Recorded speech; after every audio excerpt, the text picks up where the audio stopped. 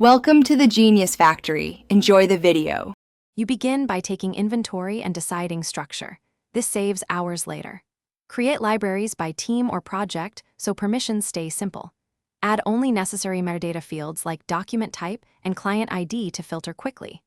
Once done, set retention and ownership to avoid orphan files.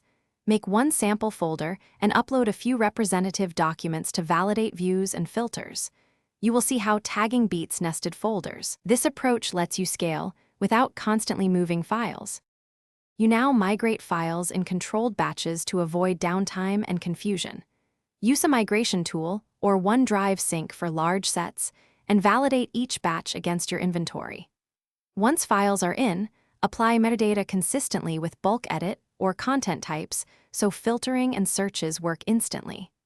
Then add automated flows for approvals and notifications to reduce manual steps. Make sure to test one project end-to-end before full rollout, so you finish by locking governance in place and training users so the new system sticks. Assign permissions to groups and rely on inheritance to minimize mistakes.